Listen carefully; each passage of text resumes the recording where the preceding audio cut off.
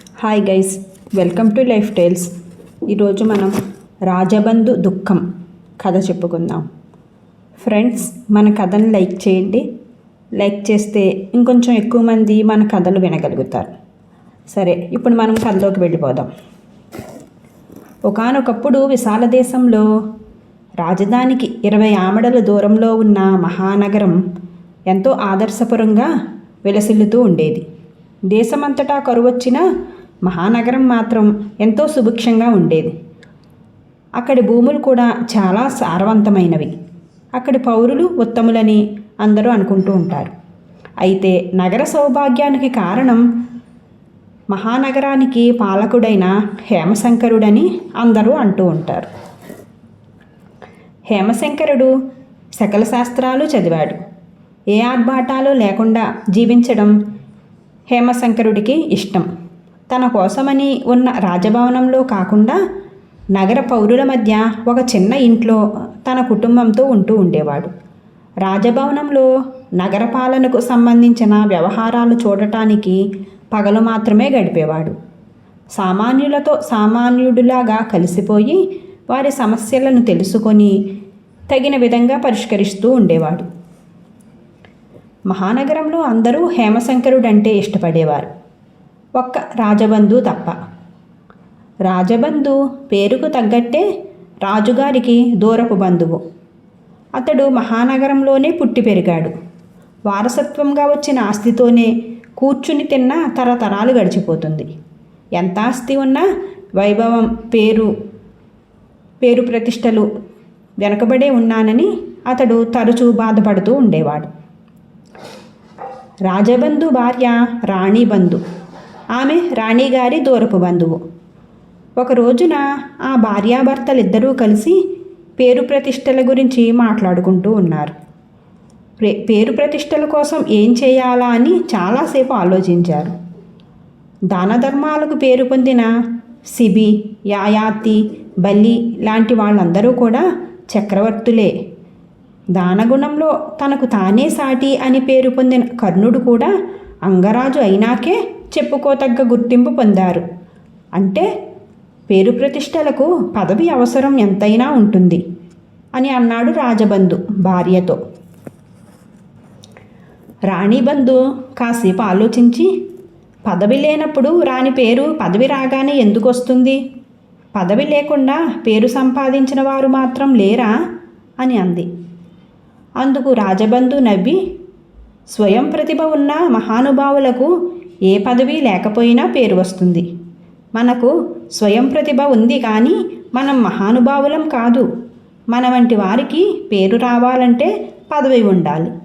కాబట్టి మనమిద్దరం వెళ్ళి రాజును రాణిని కలుసుకుని మహానగర పాలకుడిగా నన్ను నియమించమని కోరాలి. వాళ్ళు మన కోరికను కాదనరనే నమ్మకం నాకుంది అని అన్నాడు.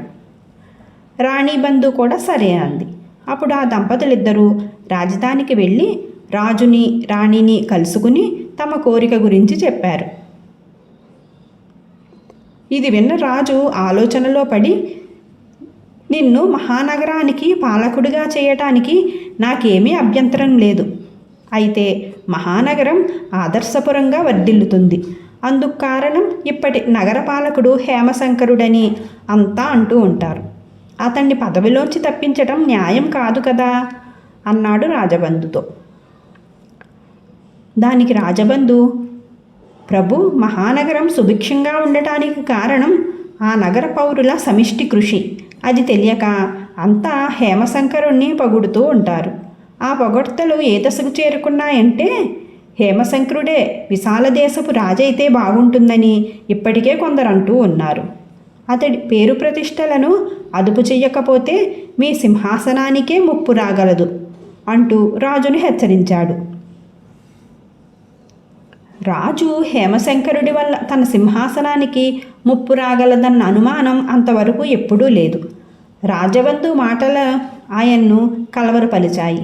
రాణి కూడా రాజబంధు మాటల ప్రభావంతో ఉండటం వల్ల హేమశంకరుణ్ణి పదవి నుంచి తప్పించడం అన్ని విధాల శ్రేయస్కరం అని అంది. ఆలోచించగా రాజుకి రాణికి ఒక ఉపాయం తట్టింది. వాళ్ళు వెంటనే ఒక దూతను మహానగరానికి పంపించారు. ఆ దూత హేమశంకరుడితో, మీ పాలనలో మహానగరం ఎంతో అభివృద్ధి సాధించింది. దేశం కూడా అలాంటి అభివృద్ధి సాధించడానికి మన రాజుగారు మీ సహాయం కోరుతున్నారు. మీరు రాజుగారికి సలహాదారుగా ఉండాలి. మీ స్థానంలో ఇక్కడ రాజబంధు నగరపాలకుడిగా ఉంటాడు అని చెప్పాడు. ఈ విధంగా రాజబంధు మహానగరానికి పాలకుడయ్యాడు. అతడు తన చుట్టూ తిరుగుతూ పొగడ్తలతో ముంచెత్తే వాళ్లను చేరదీస్తూ తన గురించి గొప్పగా ప్రచారం చేసుకుంటూ ఉన్నాడు. దానివల్ల రాజబంధుకి గతంలో ఎరుగని పేరు ప్రతిష్టలు అయితే వచ్చాయి. ఇక హేమశంకరుడు రాజధానికి చేరుకున్నాడు. అక్కడ విషయాల్లో రాజు ఆయన సలహాలు తీసుకుని అమలు చేస్తున్నాడు. ఆ కారణంగా విశాల దేశం మరింత సుభిక్షంగా సుసంపదలతోటి అభివృద్ధి చెందింది. అలా 2 సంవత్సరాలు గడిచాక ఒక విచిత్రం జరిగింది. అంతవరకు ఎంతో సుభిక్షంగా ఉన్న మహానగరంలో కరువు వచ్చింది. తిండిగతి సరే, త్రాగటానికి నీళ్లు కూడా లేక జనం ఇబ్బంది పడుతూ ఉంటే విషయం ఏమిటో ఆరా తీయటానికి రాజు హేమశంకరుణ్ణి అక్కడికి పంపించాడు. అప్పుడు మంత్రులు రాజుతో, ఇప్పుడు దేశమంతా సుభిక్షంగా ఉన్నప్పటికీ మహానగరంలో కరువు వచ్చింది. హేమశంకరుడు మహానగరాన్ని పాలించే కాలంలో అక్కడ బాగుంది. అతడిక్కడ మనకు సలహాలిస్తే దేశమే బాగుంది. అతడు లేకపోవటం వల్ల మహానగరం పాడయింది. మహానగరానికి అపకారం జరగకుండా దేశానికి ఉపకారం జరిగే ఏర్పాటేదో తమరు చేయాలి అని రాజును కోరారు. రాజు తల అడ్డంగా ఊపి, మీ ఆలోచనల్లో ఎక్కడో లోపముంది. హేమశంకరుడి వల్ల దేశానికి మేలు జరిగితే మహానగరం కూడా దేశంలో భాగమే కదా, మరి మహానగరానికి ఎందుకు మేలు జరగలేదు అని ప్రశ్నించాడు. దీనికి మంత్రులు వెంటనే, ఈ ప్రశ్నకు సమాధానం మహానగర పాలకుడు రాజబంధు చెప్పాలి. అతడు తమరి ఆదేశాలను సక్రమంగా పాలించాడో లేదో తెలుసుకోవాలి అని చెప్పారు మంత్రులు. రాజుకి మంత్రుల సూచనలో నిజముందని అనిపించింది. ఆయన వెంటనే మహానగరానికి ప్రయాణం కట్టాడు. అక్కడికి చేరుకున్నాక ఆయనకు ఎంతో బాధ అనిపించింది. ఒకప్పుడు భూతల స్వర్గమని అనిపించేలా ఉండే ఆ మహానగరం ఇప్పుడు పాడుపడింది. పేదలకు ఉపాధి లేదు, కలిగిన వారికి దొంగల భయం, అందరికీ విషరోగాల భయం. అయితే రాజు నగరం ప్రవేశించగానే ఆయనను రాజబంధు పొగుడుతూ హర్షధ్వానాలు వినిపించాయి. రాజభవనం చేరుకున్నాక రాజుని రాజబంధు హేమశంకరుడు ఇద్దరూ కలుసుకున్నారు.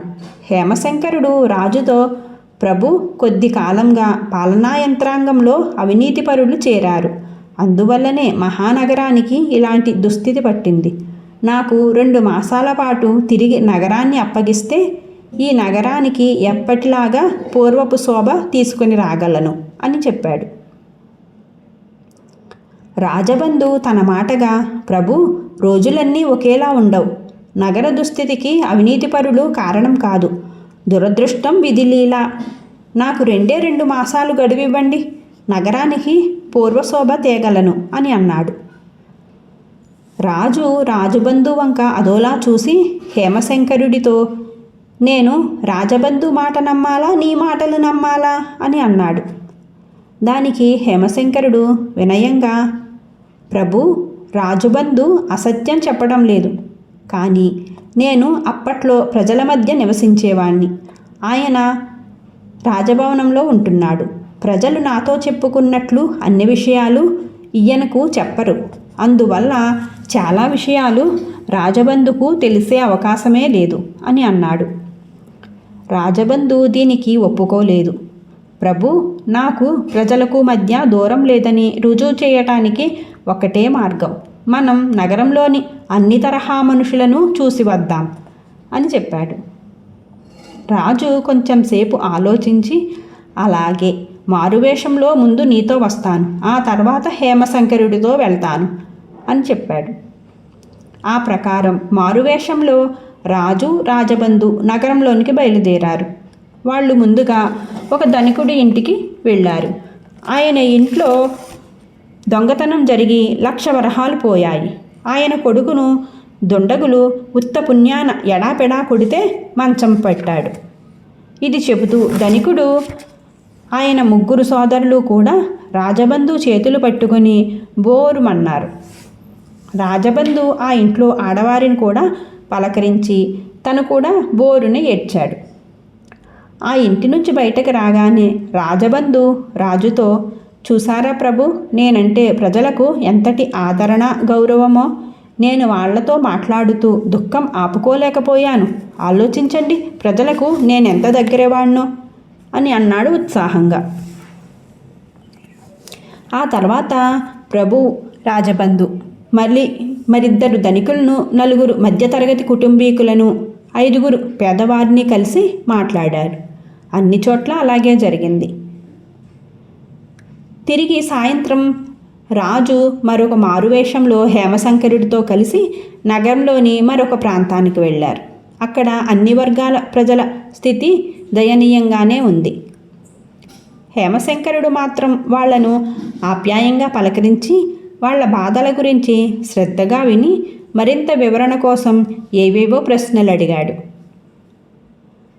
రాజభవనానికి తిరిగి వచ్చాక రాజు హేమశంకరుడితో, నగరవాసుల పరిస్థితి చాలా దారుణంగా ఉంది. వాళ్ళని చూడగానే రాజబంధు నిలువున బోరుమంటూ ఏడ్చాడు. కానీ నీకు మాత్రం దుఃఖం కలిగినట్టుగా లేదు అని అన్నాడు. దీనికి హేమశంకరుడు ఆశ్చర్యపడి, ప్రభు, నాకు దుఃఖం కలిగింది, కానీ అతి కష్టం మీద ఆపుకున్నాను. మనం పాలకులం. ఏ సందర్భంలో అయినా సరే ప్రజల ఎదుట అర్భకుల్లాగా కళ్ళనీళ్లు పెట్టుకోవడం మన స్థాయిని కించపరుచుకోవటమే అవుతుంది కదా. నేను ప్రజలను ప్రశ్నించి గ్రహించినదేమిటంటే పాలనా యంత్రాంగం అవినీతి పాలయ్యిందని. ఆ విషయం మీరు విన్నారు కదా. దీనికి మనం పరిష్కార మార్గం ఆలోచించాలి అని చెప్పాడు. హేమశంకరుడి జవాబు విన్న రాజు ఎక్కువసేపు ఆలోచించలేదు.